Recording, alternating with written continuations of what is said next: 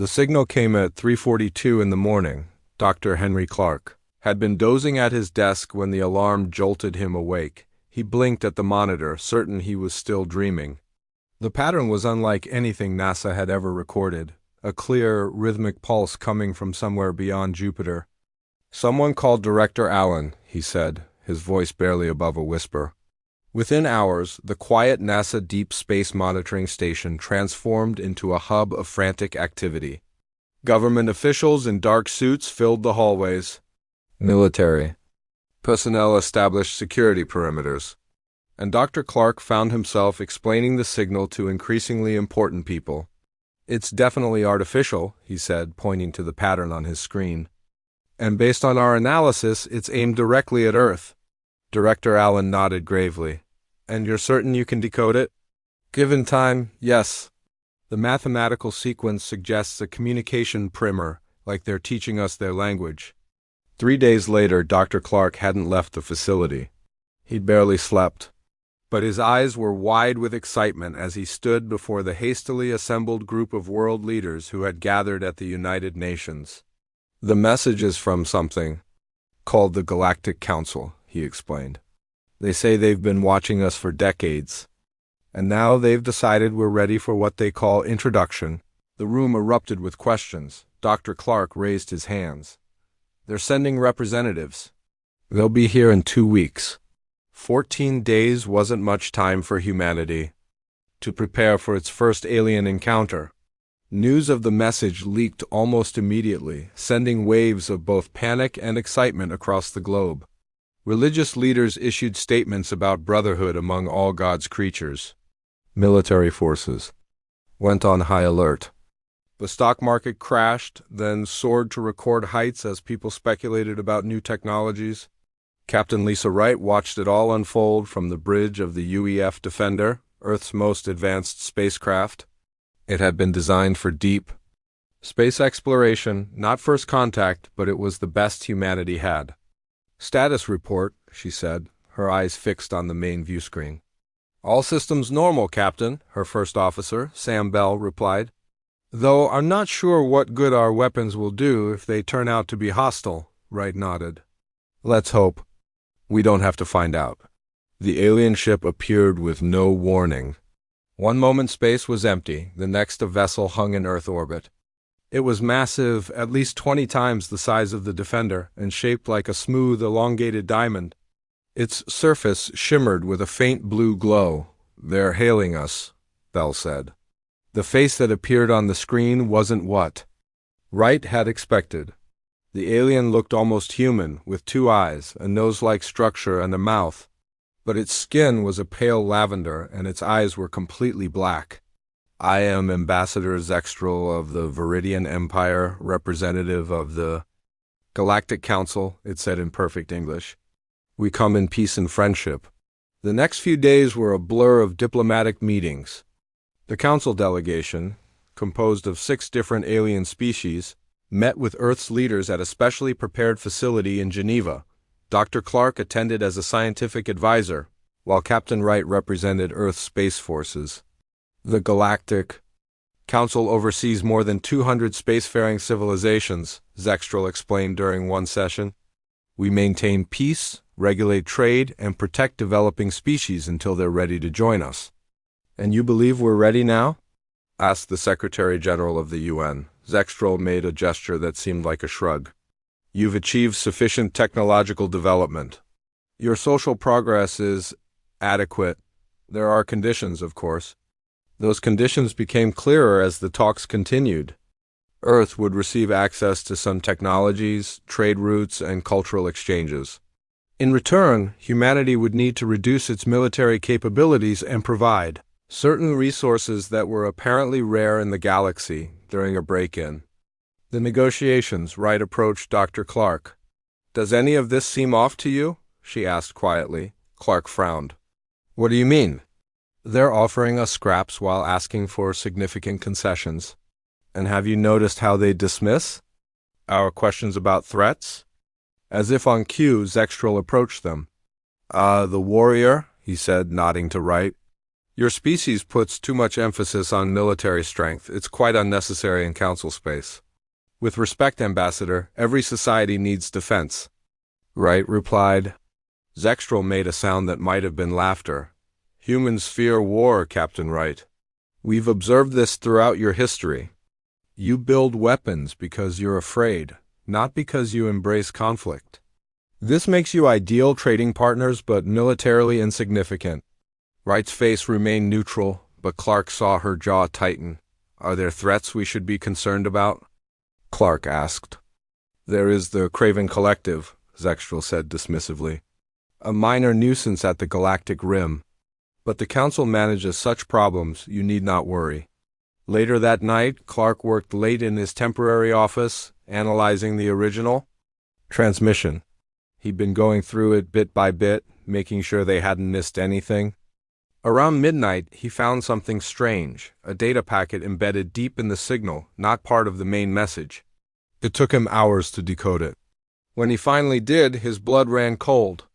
The hidden data contained information about the Craven Collective star systems they'd conquered, species they'd subjugated or destroyed, and according to this information, they weren't a minor nuisance.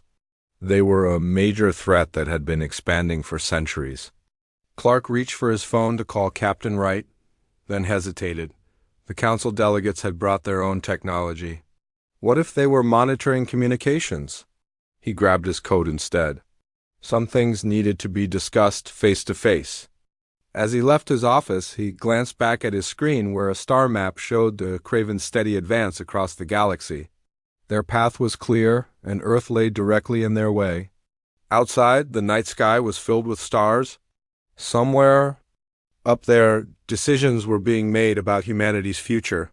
Clark quickened his pace. They needed to know the truth before it was too late. 6 months had passed since first contact. Earth had changed. Alien technology now dotted major cities. Strange ships came and went from the newly built spaceport in Nevada. Humans had taken their first steps into the wider galaxy, but not as equals. Jack Morrison leaned against the wall of his ship's cargo hold, watching as dock workers loaded crates of Earth metals. His vessel, the Traveler, wasn't impressive by galactic standards, but it was his. One of the few human-owned ships allowed on interstellar trade routes. All set, boss, said his engineer, a burly man named Pete. Though I still think we're getting a raw deal on these prices. Morrison nodded. That's how the council works. They decide what our goods are worth. He checked his watch. I need to make a stop before we leave. Meet me at the ship in 3 hours. He walked through the spaceport, past the gleaming council offices where humans worked as assistants and clerks. The council had been clear. Humanity needed to learn before taking on more important roles. Morrison had learned plenty, just not what the council intended. In a small cafe far from the main terminal, he sat at a corner table. A woman joined him moments later. You're late, Susan, he said without looking up. Susan Miller had been military intelligence before the council. Arrived. Now she worked as a diplomatic attache, one of the few humans allowed in council meetings. Had to make sure I wasn't followed, she said quietly. What did you find on Proxima B? Refugees, Morrison replied. An entire settlement of Tellarites, hiding in the mountains. Their planet was on the edge of council space. Let me guess, the Craven? Morrison nodded. 3 years ago? The council pulled back their defense fleet just before the attack. Miller wasn't surprised. For months, she'd been gathering evidence of the council's true relationship with the Craven Collective. It wasn't what Ambassador Zextral had claimed. I managed to access some restricted files, she said, sliding a small data device across the table. The Council has been using protected species as buffer zones. They find planets in the Craven's path, offer them membership and protection, then use them as shields while they fortify more valuable worlds. Morrison pocketed the device. And Earth? We're next in line. The Council knows the Craven will reach our system within 2 years. Morrison swore under his breath. We need to tell someone who can do something. I already have, Miller said. Dr. Clark and Captain Wright are meeting us tonight. The meeting took place in an old warehouse outside the spaceport. Dr. Clark arrived first, followed by Captain Wright, now Admiral Wright, after a rapid promotion in Earth's expanding Space Force. "The Council still thinks we're docile, right?" said after hearing Morrison and Miller's reports. "They've denied every request for advanced defensive technology." "They're setting us up to fail," Clark added. "But why? What do the Craven get out of this arrangement?" Miller pulled up data on her tablet. "Resources, primarily. The Craven strip conquered worlds bare.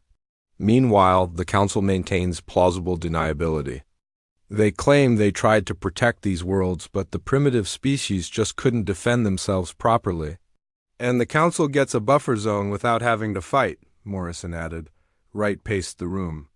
"We need to prepare, but quietly. If the Council realizes we know their game, they might accelerate their timeline or cut us off completely." "I have contacts in several Earth governments," Clark said. "People who've been suspicious from the beginning. If we show them this evidence, we'll need more than government support," Wright interrupted. "We need ships, weapons, training, things the Council monitors closely." Morrison smiled for the first time that day. "That's where I come in. My trading routes can become supply lines. I know people on at least 6 worlds who hate the Council as much as we're starting to, and I can feed false information to the Council," Miller added.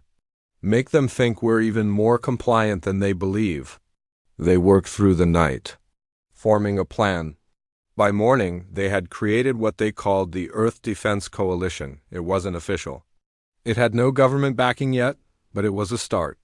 2 weeks later, Morrison landed on a small moon in a system 3 jumps from Earth. The meeting place was an abandoned mining facility. Inside waited representatives from 3 other species who had all lost worlds to the Craven. "The humans think they can fight?" asked Krell, a reptilian being with scarred scales. "The Council says you fear war." "The Council is wrong," Morrison replied. "We're not afraid of war. We're just selective about when and how we fight." He showed them designs Wright had developed for ships that could be built in secret. Clark had contributed plans for weapons that combined Earth technology with what they'd learned from Council systems. "If we work together," Morrison said, "we can be ready when the Craven come." Krell and the others exchanged looks. "It may already be too late," said another alien, a 4-armed being named Vox. "Our scouts report Craven ships moving faster than expected. They may reach your system within months, not years." Morrison felt cold fear in his stomach, but kept his face calm. "Then we need to move faster, too." When he returned to Earth, he went straight to the warehouse where the Coalition now maintained a hidden command center. Wright, Clark, and Miller were already there, along with several new faces, military leaders, and government officials who had joined their cause. "The Craven are coming sooner than we thought," Morrison announced. "We need to accelerate everything." Wright nodded grimly. "We've already started. Project Bulwark is active. Every asteroid mining operation in the belt is now a secret shipyard." Clark pointed to a screen showing a massive underground facility. "And Dr. Green has made a breakthrough with the hybrid weapons system." Miller was the only one who didn't speak. She was staring at a data feed, her face pale. "What is it?" Morrison asked. "A Craven scout ship," she whispered. "It just appeared at the edge of our solar system." They all fell silent, watching the blinking dot on the screen. The hidden threat was no longer hiding. The clock was ticking, faster than anyone had predicted. Earth had only weeks, maybe days, to prepare for a war the Council had promised they would never have to fight. The Craven scout ship vanished as quickly as it had appeared. But everyone in the Earth Defense Coalition knew what it meant. The enemy was testing their defenses, measuring their response. Preparing. Admiral Paul Bennett stood before a group of military leaders from around the world in a secure underground facility beneath the Rocky Mountains. The room was silent as he showed them the evidence collected by Morrison, Miller, Clark, and Wright. "The Council has lied to us from the beginning," Bennett said. "They're using Earth as a shield against the Craven Collective. We have maybe 3 months before a full invasion." A general from India raised his hand. "How can we possibly prepare in that time?" "The Council monitors all major weapons production," Bennett smiled grimly. Project Bulwark. He pressed a button, and the screen behind him showed images of massive construction projects hidden in the asteroid belt.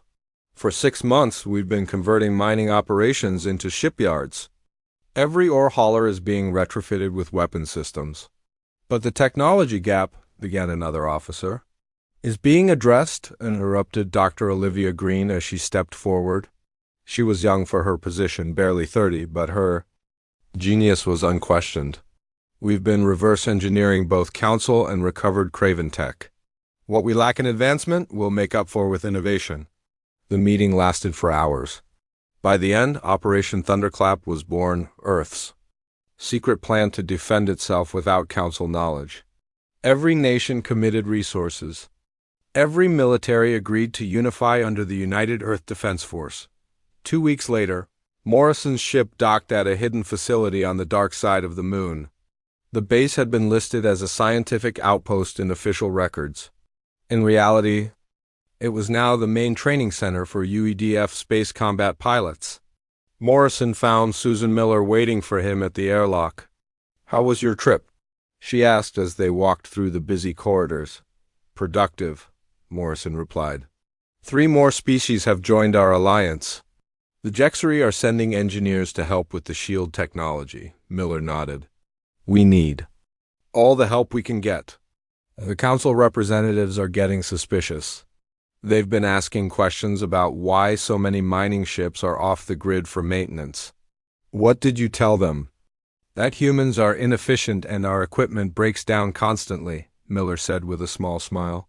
They believe anything that confirms their low opinion of us. They entered a large chamber where 50 men and women were practicing combat. Maneuvers in zero gravity. Admiral Wright floated above them, calling out instructions. Our newest recruits, Miller explained. Former fighter pilots mostly. Wright is teaching them how to fight in space. Morrison watched as the trainees practiced moving in formation, using handheld thrusters to navigate. They're learning fast. They have to, Miller said quietly. On Earth, Dr. Clark and Dr. Green worked around the clock in a laboratory hidden beneath an old car factory in Detroit. The space was filled with pieces of alien technology, some purchased legally through Morrison's trading company, others borrowed from Council facilities. Try it now, Green said, adjusting something inside an open panel. Clark pressed a button on a small handheld device. A shimmering field appeared around a test dummy across the room. He picked up what looked like a modified rifle and fired. The energy blast hit the shield and dissipated. It works, Clark exclaimed. Green nodded but didn't smile. For small arms fire, yes. But it won't stop a capital ship's weapons. Not yet. Keep working on it, Clark said. I need to check on the early warning system. The system was Clark's pet project, a network of tiny satellites deployed throughout the solar system. Too small for the Council to notice, but connected to form a powerful detection grid.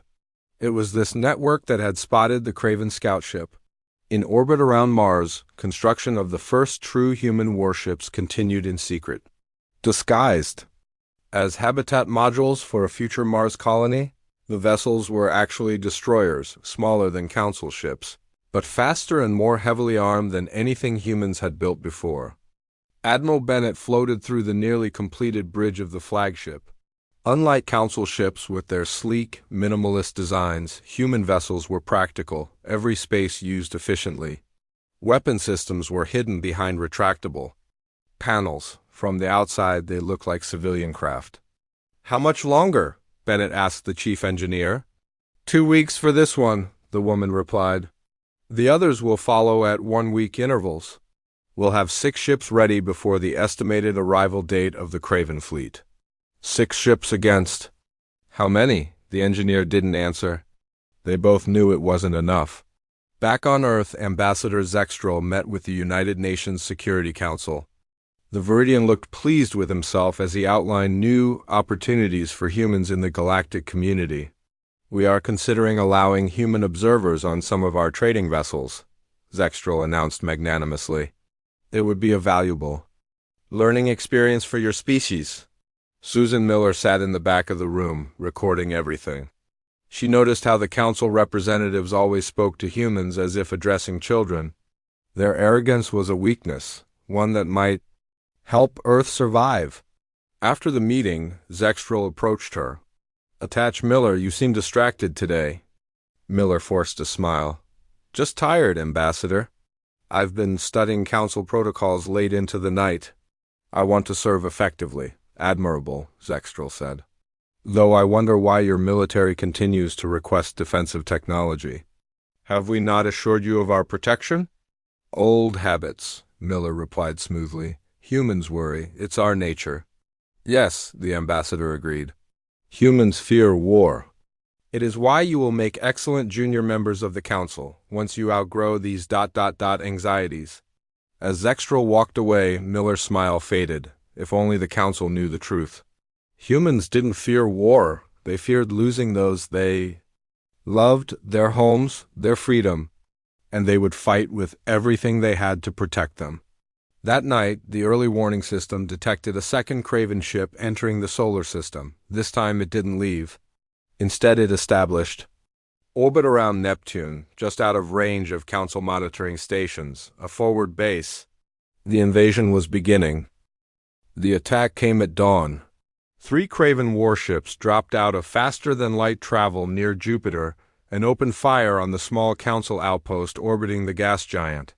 The outpost, staffed by a mix of alien species and a few human assistants, had no chance. It was destroyed in minutes. The emergency signal reached Earth an hour later. Ambassador Zextrel immediately called for an emergency meeting with world leaders. "This is most unfortunate," the Viridian said, his usually smooth voice tight with stress. "The Craven Collective has violated council space and attacked a protected system." The President of the United States leaned forward. "You said they were a minor nuisance at the edge of the galaxy."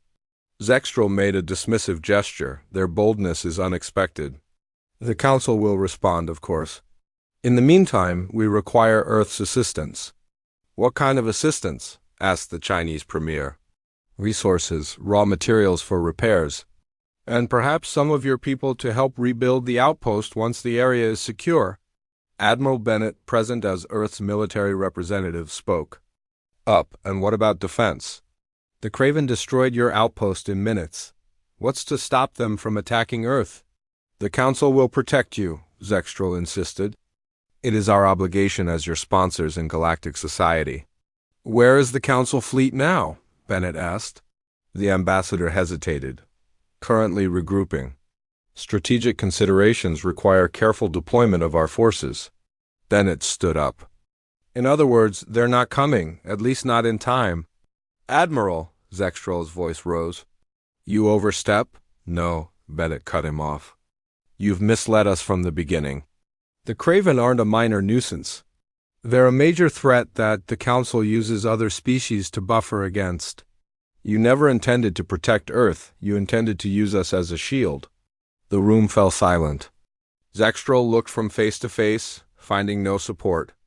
"These accusations are true," said Susan Miller, stepping forward with a data pad. "We have evidence from your own records. The Council has sacrificed 17 species to the Craven in the last century alone." Zextrel's skin paled to a lighter shade of lavender.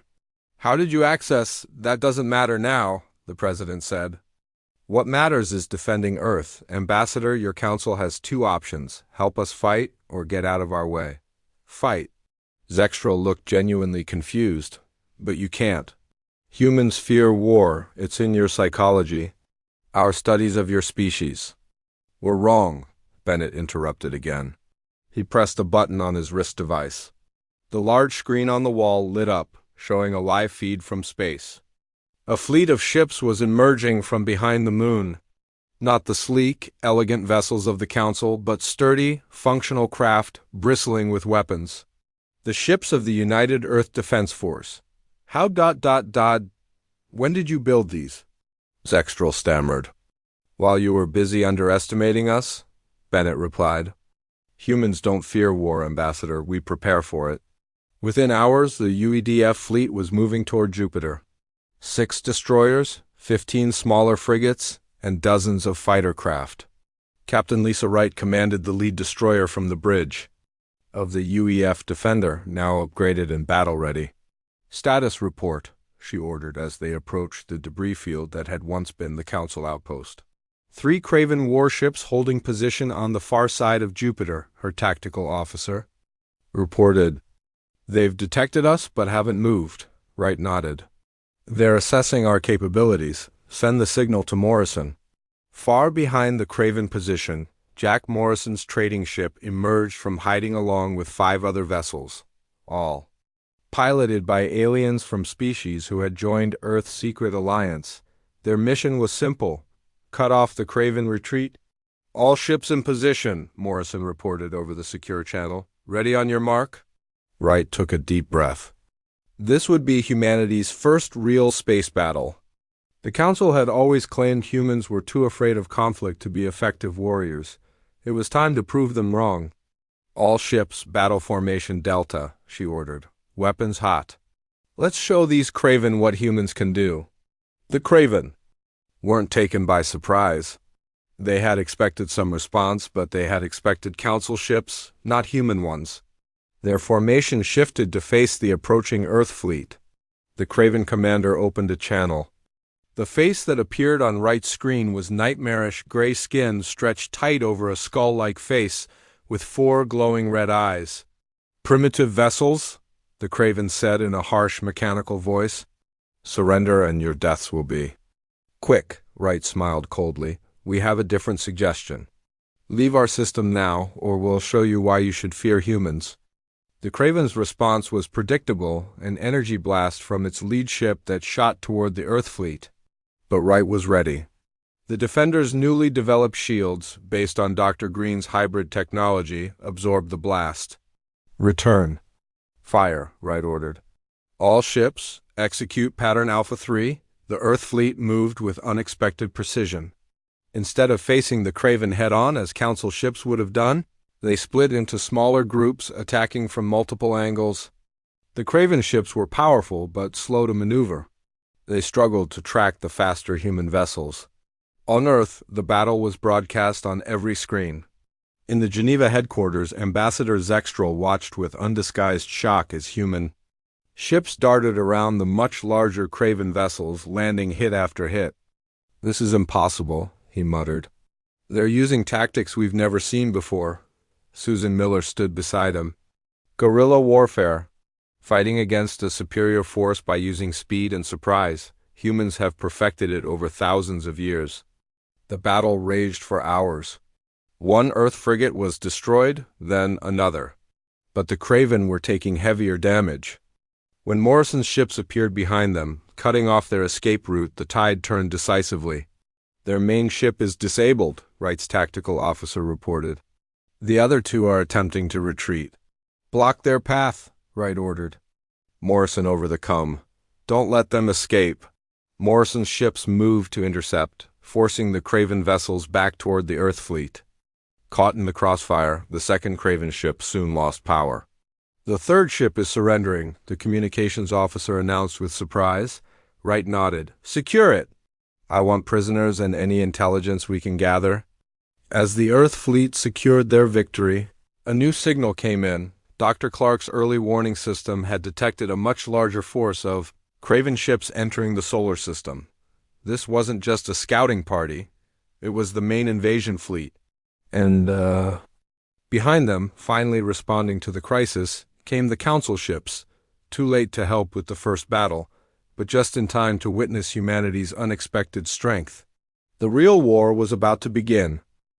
The main Craven invasion fleet consisted of 27 warships, each one larger than anything humanity had ever built. They moved in a tight formation toward Earth, ignoring Jupiter and Mars completely. Their target was clear. Admiral Bennett called an emergency meeting in the underground command center. Captain Wright attended via secure video link from the Defender, while Morrison and his allied ships took up defensive positions near Mars. "The Craven prisoners have confirmed our worst fears," Bennett said. "This isn't just a raid. It's a full-scale invasion meant to claim Earth as a new Craven colony." Dr. Clark nodded grimly. And the Council? Their fleet has entered the system but is hanging back, Miller reported. Ambassador Zextral claims they're assessing the situation, but I think they're waiting to see if the Craven wipe us out. Then they'll swoop in and claim they tried to save us. How many Council ships? Bennett asked. 15. More than enough to make a difference if they actually helped. Bennett studied the tactical display showing the approaching Craven fleet. They'll reach Earth orbit in 6 hours. Captain Wright, what's the status of the Defender and the rest of our fleet? Wright's face on the screen looked tired but determined. We've made repairs after the Jupiter engagement. All ships are combat ready, but we're outnumbered 3-1. What about Dr. Green's special project? Bennett asked. Dr. Green stepped forward. She hadn't slept in days, but her eyes were bright with purpose.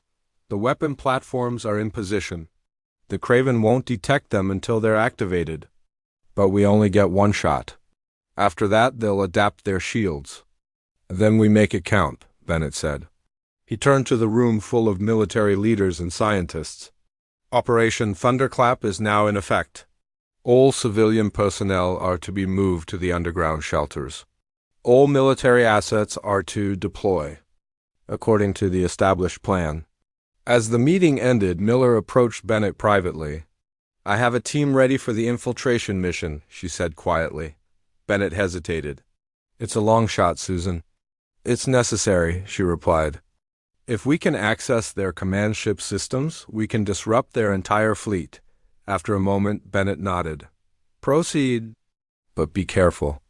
Around the world, people watched their screens as news of the approaching Craven fleet spread. There was fear, but not panic. In the months since the Earth Defense Coalition had gone public, humanity had prepared not just militarily but psychologically for this moment. In orbit, the UEDF fleet moved into position. The 6 destroyers, including Wright's Defender, formed the front line. Behind them, the remaining frigates and fighters arranged themselves in a defensive formation protecting Earth. Morrison's smaller fleet of Allied ships took up positions on the flanks. His crew, a mix of humans and aliens who had joined Earth's cause, checked their weapons and shields one last time. Ready for this? Morrison asked his alien navigator, a Jexery named Krell. My people were destroyed because we weren't ready. Krell replied, Today we get revenge.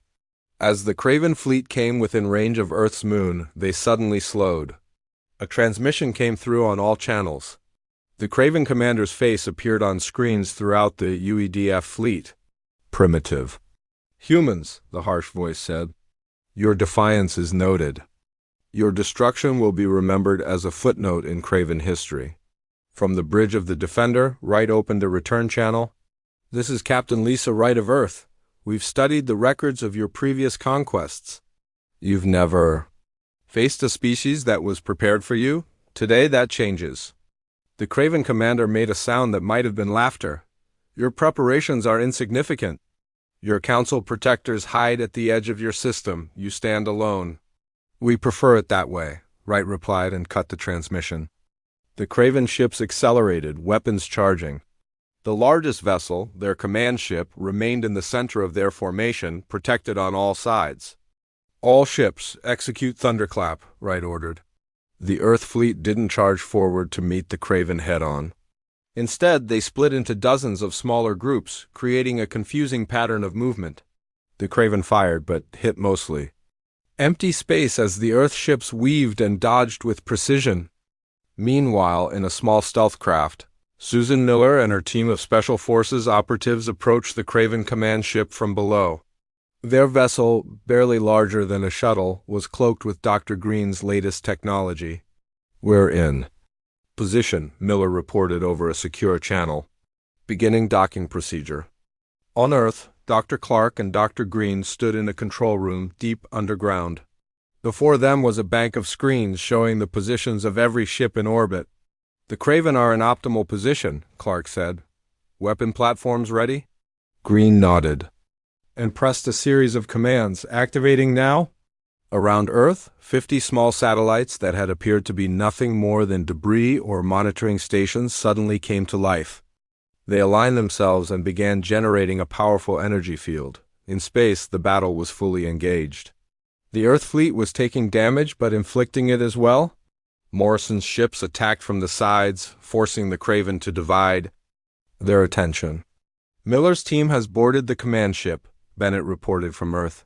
Green's platforms are charging. Right, get your ships clear of the target zone. Wright ordered an immediate withdrawal, pulling the Earth fleet back toward the moon. The Craven, sensing victory, pressed forward. They're in position, Green confirmed. Firing main sequence now. The 50 platforms fired simultaneously, their beams converging on a single point in space directly in front of the Craven fleet. For a moment, nothing seemed to happen. Then a small tear appeared in the fabric of space-time, an artificially generated gravitational anomaly. The Craven ships nearest to the anomaly were pulled off course, their engines unable to compensate for the sudden gravitational force. 3 ships collided, their shields failing as they crashed into each other. At that same moment, Miller and her team reached the command center of the Craven flagship. The fighting was intense, but they managed to upload a virus created by Clark into the main computer. Throughout the Craven fleet, ship systems began to fail, shields weakened. Weapons misfired. Communications broke down. Now, Wright ordered. All ships full attack. The Earth fleet surged forward, joined by Morrison's allies. They concentrated fire on the damaged Craven vessels, destroying one after another. From the edge of the system, the Council ships watched in amazement as the supposedly primitive humans systematically dismantled the feared Craven fleet. When it was over, the remaining Craven ships, only 7 of the original 27, retreated, jumping to faster-than-light speed and fleeing the system. In Geneva, Ambassador Zextrel faced the United Nations Security Council. The Viridian looked shaken. The Council acknowledges its error in judgment regarding humanity, he said reluctantly. We claimed humans feared war. We were wrong. They simply value peace enough to fight for it. 1 month later, representatives from Earth and its new allies met with the Galactic Council. The terms were clear. Earth would join the Council, but as an equal, not a subordinate. The policy of sacrificing worlds to the Craven would end. A new defensive alliance would be formed. As Wright, Bennett, Clark, Green, Morrison, and Miller sat together watching the signing ceremony, Miller raised a glass.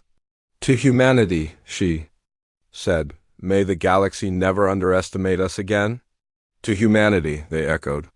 And to peace, protected by those willing to fight for it.